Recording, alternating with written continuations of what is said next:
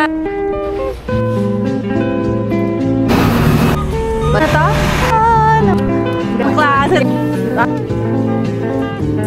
Good morning guys! Welcome back again to my YouTube channel. Bali, Wednesday ngayon. Naghihintay na ako ng bus. Wala pa yung bus ko. Ang lamig. Tingnan niyo yung suot ko. Ito yung jacket na binigay sa akin ni Ate Luby. Sila Ate Luby Mata nandun pa rin hanggang ngayon sa Europe. Tapos, nakapag-book na rin kami papuntang London. Punta kami uli ng London.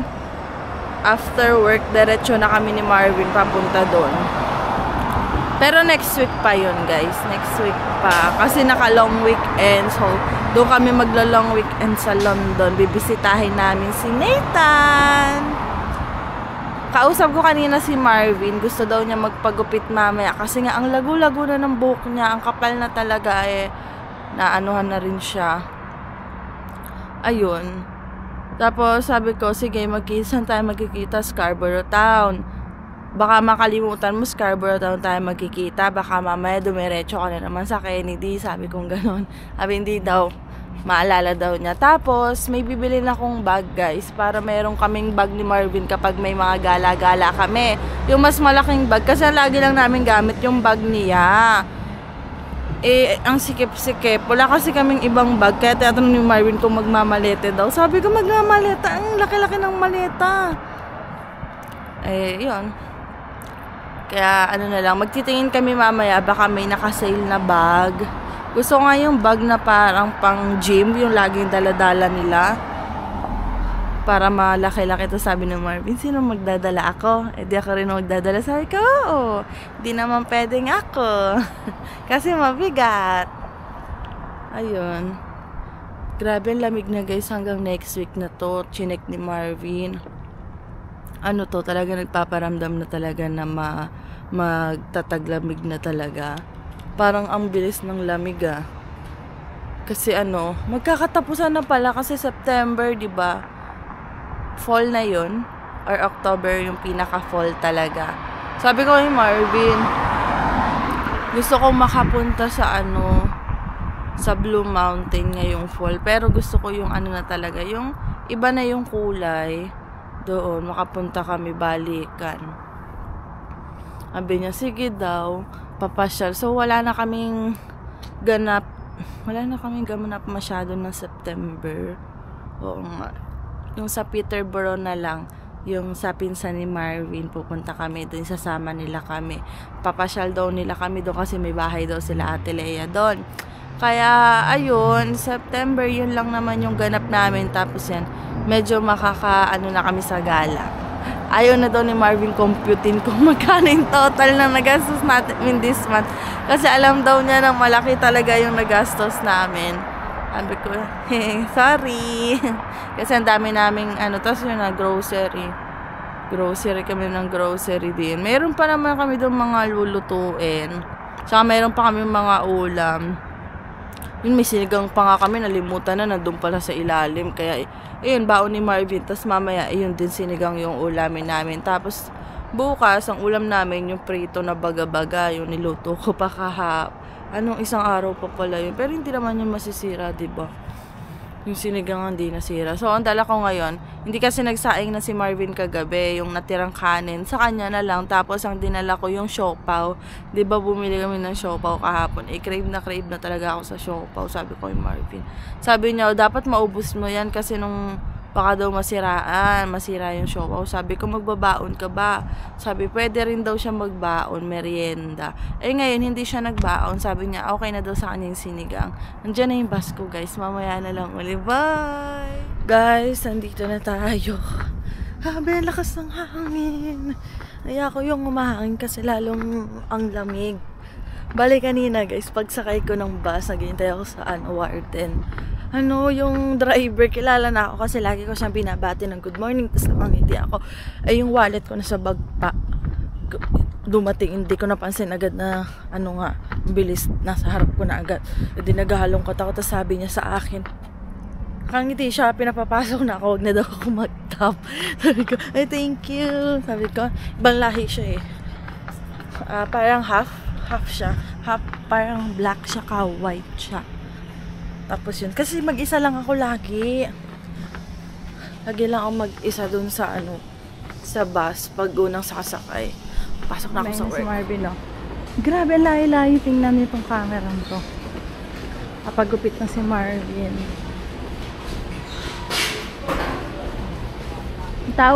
Meron pang ano, be?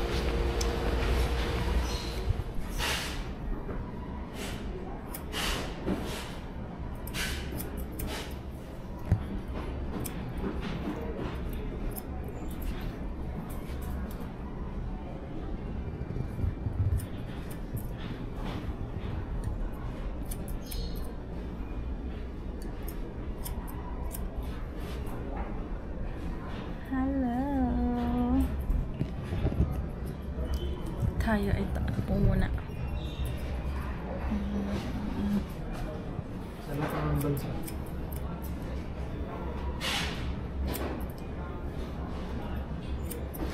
Pinagkain mo naman dito kaya makakain kami dito ng kahit ano.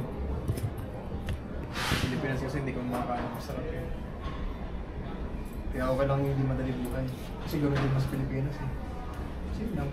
Done na guys. Bale, 3 minutes na lang dadating na yung bus namin ni Marvin. Ay! Ano na ata, mag-i-stop na ata eh. May ano daw pala ako, sabi ni Jenny Lynn. May mail daw ako doon sa dati nating bahay. Hindi ko lang alam kung anong mail yun. Balik kami guys ng Scarborough Town. Tapos punta kami kala Ate Mary Ann. Birthday pa rin ni Kuya Ali. Alis na to? Sasakay na kami guys sa 16. Wala pa kasi yung 9, so maglalakad kami na medyo mahaba. Nandito na kami sa Bremerton. Namiss ko to. Ayan, kung naalala nyo, dyan ako lagi nag-iintay ng bus ng winter. Tapos paggabi, dito ako bumababa alas 12 ng madaling araw. Tapos kasalubong ko na si Marvin. Susunduin niya ako dito. Ayan. So, ngayon na lang uli nakadaan dito. Pag nag-vlog ako papunta dito, nakakaisang isang parang episode. Ang labo ko, ayan. Ang labo ko kasi dito yung dito yung ng parang araw. Gutom na ang aking habibi. Habibi, I need money. Ganda rin maglakad dito guys, oh.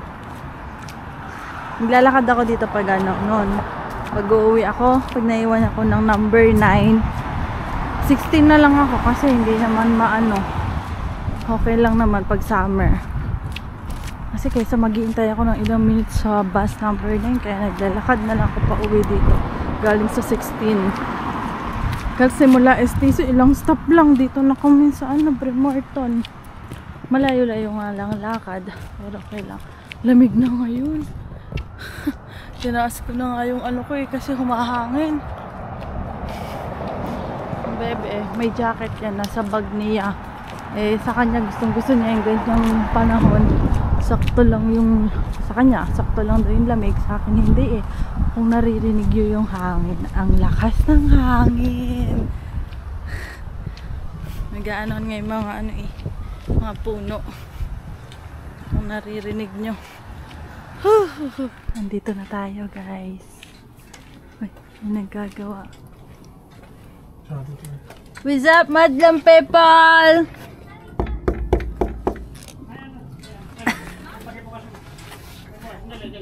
Nandito na yung gutom na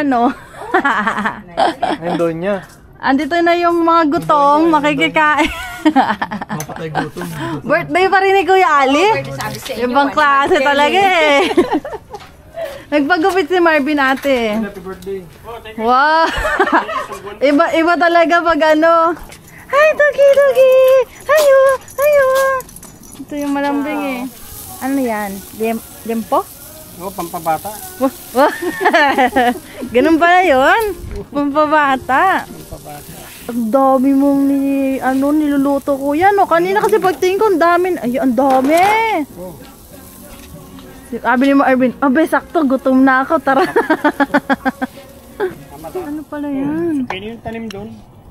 Bebe yung anong tawag dito ate? Ito yung tinignan ko kahapon sa ano yan. Ay, matigas yung iba dali Tawag talaga. dyan. O, tumandaan. Yung iba matigas na eh. Manamis-namis pero sila din. Sausaw mo dyan sa sa soy sauce. Di ba yung sauce, gulay? Ang laki naman ng nahati tayo. Ito timplang hindi masyado na timplahan. Hindi pa siya natin. Pero yan ang... Hindi nababad to eh. Nag-Costco kami kahapon eh. Kahapon. Kaya ka? Costco.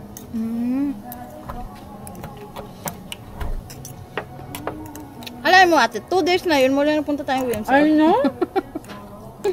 Ang bilis! Kaya ang buhay dito. Hindi maramdaman na. Oo. Tamo, Merkulis na. Bukas, Webes na. Weekend na ulit. 20 years na rito. Oo nga. Ano na? Nag-TTC yan. Mag-wheel trans na kami. Wheel trans na kami. Buti nga, maabot pa natin. Kung maabot pa natin yung wheel trans na yan eh.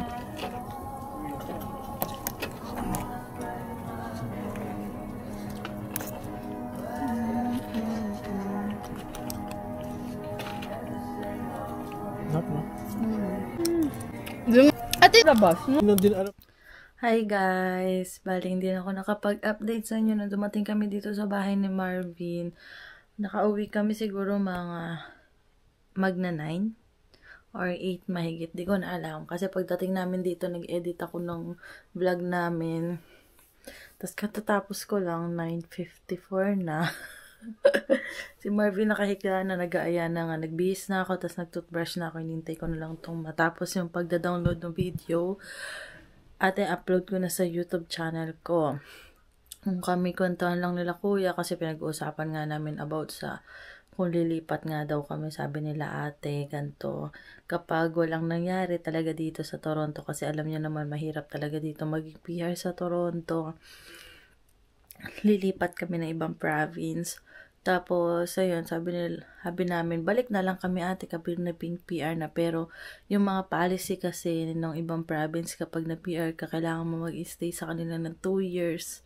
Yun yung minimum daw. Tapos, sabi ni ate, hindi na kayo makakabalik na. Kasi, syempre, nakapag, na kayo dun, sigurado magsisettle na kayo dun kasi dun na may work kayo parehas, makakuha na rin kayo dun ng bahay. Parang nakapagpundar na kami dun, mahirap na umalis ba? Parang sabi natin nakapag-establish na kami nung namin, career namin dun. Ang hirap na kasi pag bumalik kami dito, magsimula na naman kami maghanap ng trabaho. Mag-iipon na naman kami para makabili ng bahay. Kasi nga dito nga sa Toronto, napakamahal talaga ng bahay. Kaya nga yung iba lumilipat na ng labas ng GTA kasi mas mura nga daw yung bahay. Dito kasi yung mga chinecheck nga namin bahay, 1.2, 1.4 million yung bahay. Grabe guys. Kaya sabi ni kuya, kapag 1M na bahay, pinag-aagawan daw talaga yun kasi bihira na lang daw magkaroon ng ganun. Ang mamahal na. Tapos, dito daw ngayon, parang bago ka ma-approve dito sa bahay nito, dapat ganito yung sinasahod mo. Ang ganito kalaki talaga. As in, malaki talaga. Grabe, no? Ang hirap na pala, no? Tapos, yung iba nga, sa ibang province, ang dali-dali lang nilang makakuha ng bahay. Ang daling ma-approve. Tapos, hindi ganun kamala yung bahay. Kaya, yun nga, inaisip din namin ni Marvin yun. Kasi yung iba kaya umaalis din dito, hindi daw kasi nila nakikita sarili nilang makakabili ng bahay dito sa Toronto sa sobrang mahal talaga. Ayun, pag iniisip ko nga kasi kanina, iniisip ko rin niya nasa trabaho about sa paglipat namin ni Marvin na maghanap-hanap na ganyan. Tapos sabi ko, sure na ba, ganito. Kasi ang hirap. Nandito na yung naging family namin talaga sa Toronto, kaya ayaw namin lumipat. Hanggat meron pang konting chance, ipupush pa, ilalaban pa namin talaga para dito kami sa Toronto ma-PR. Ayun, kung lilipat man, sana hindi na yung malayong province. Dito lang din sa Ontario yung pwedeng biyahin ng 2 hours. Kahit 2 hours, 3 hours, mga ganun. Malapit pa rin, kaya mo biyahin ng pero yung as in 13 hours na kailangan talaga naka-aeroplano na, ang hirap. Hindi na kami makakabisita talaga pag ganun, 'di ba? So, ayun. Basta ano na lang natin, pag-pray na lang natin, kung para sa atin, edi para sa atin, kung hindi, edi hindi, kasi pag hindi na maibigay sa atin ni Lord, may mas magandang blessing na ibibigay siya, mas magandang opportunity para sa atin. Ayun, nakakaano lang, nakakakaba, nakakalungkot, kung sakali hindi nga yun mangyari, diba? Pero yun talaga, basta maniwala lang tayo. Ayun, ang dami namin napag-usapan nila kuya, yung mga dating mga nakaraan dito sa Canada. Siyempre, ayun nga, napag-usapan din namin yung about sa live nila Ma'am Ina kagabi. Kasi hindi ko napanood yun kagabi nung naka-live sila. Napanood ko na kanina lang. Kanina lang nung nasa trabaho ako. Bali, ang nangyari nga sa Quebec ba? Montreal. Bale, nag-close na yung Lamia for 6 months. Tapos, pasok din ata yung mga mag-extend ng work permit ata nila. Kaya, tapos may ibang mga nagko-comment kapag naging okay daw yung ginawa doon sa Quebec, baka daw gayahin din ng mga ibang province. So, ayan, sabi nila mas maganda daw yung ganun na para daw makakuha ng trabaho yung mga kabataan. Kasi yung mga sa fast food daw talaga para daw doon yun sa mga Canadian permanent resident na bata na gusto mag part-time. Kasi nga, maliit lang yung sahod doon. Kasi yung mga PR tsaka citizen ayaw nila nung mababang sahod. Kasi hindi nga daw talaga sasapat yun para sa nila, living expenses nga nila. Kasi ngayon yung mga nasa fast food, halos mga mga international student, tapos international student siya yung mga immigrant na ay mga naka-work permit, yung naka-close work permit, ganyan. 'Di ba? Tapos wala, nakakaano lang. Grabe, no. Hindi mo din maiwasang mag-isip kasi baka next year bago yung policy, iba-iba. Minsan yung policy nakakaano kasi syempre wala pa kami status dito. Ang dami pwedeng mangyari. Grabe, bahala na. Basta gawin na lang namin yung best namin dito sa Canada, at least, 'di ba? Na-experience namin yung buhay Canada, na i-share namin sa inyo yung mga naranasan namin dito, mga paghihirap namin, pag-enjoy. Wala, basta naiyak ko na yan. Kung ano man yung bigay sa atin ni Lord, tatanggapin na lang natin. So, ayun lang naman yung i-share ko muna ngayong vlog ngayong araw na to, guys. Tutulog na rin ako. Sabi ni Marvin, wag ko na daw tapusin pag-e-edit ko, bukas na lang daw ako mag-upload. Kaya minsan, ayun nga, pag may mga pinupuntahan kami ni Marvin, late kami nakaka-uwi, minsan di na ako makapag-upload kasi naantok na rin ako. Gusto ko na rin magpahinga dahil galing pa kami sa trabaho parehas ni Marvin. So, yun lang. Don't forget to like and subscribe sa YouTube channel ko, yung aking TikTok account na Crystal Herrera, at Facebook page na Crystal in Canada. Bye, guys!